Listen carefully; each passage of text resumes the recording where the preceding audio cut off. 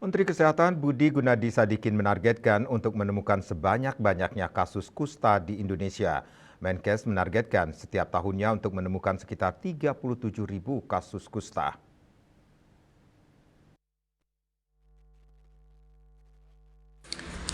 Kementerian Kesehatan memperkuat komitmen percepatan eliminasi kusta melalui penguatan penemuan kasus secara aktif, pengobatan sedini mungkin, serta kolaborasi lintas sektor. Komitmen tersebut ditegaskan dalam Konferensi Nasional Kusta tahun 2026 bertajuk Percepatan Eliminasi Kusta, Komitmen Indonesia Kolaborasi Global yang diselenggarakan di Jakarta. Ia juga mengingatkan bahwa Indonesia masih menjadi salah satu negara dengan beban kusta tertinggi di dunia, sehingga diperlukan komitmen seluruh kepala daerah untuk menjadikan eliminasi kusta sebagai prioritas pembangunan daerah masing-masing.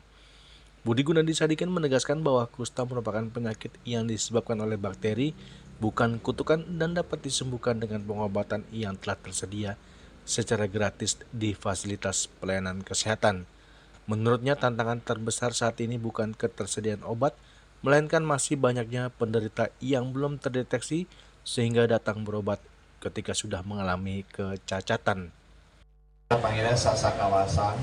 Beliau adalah Goodwill Ambassador-nya WHO untuk leprosi atau lepra.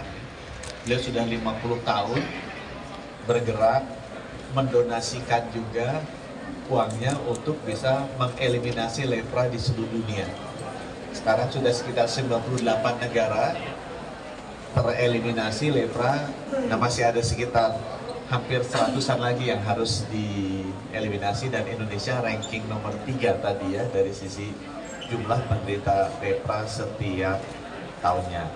Nah, beliau membantu Indonesia untuk bisa mengakselerasi agar lepra ini bisa dieliminasi. Dan sekali lagi tadi teman-teman sudah lihat, ini penyakit yang bisa diobati, penyakit yang bisa diobati dan nggak usah diberikan stigma atau kayak kutukan atau kayak bisa menular kemana-mana, karena sekali kita minum obat penyakit ini tidak menular.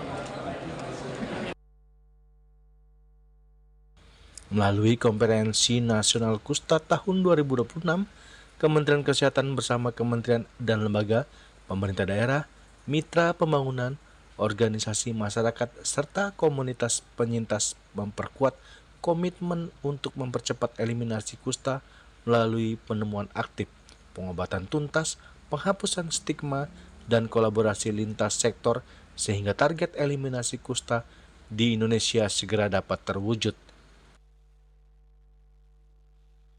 Dari Jakarta, Julius Soeharto dan Ketut Sumadiasa melaporkan.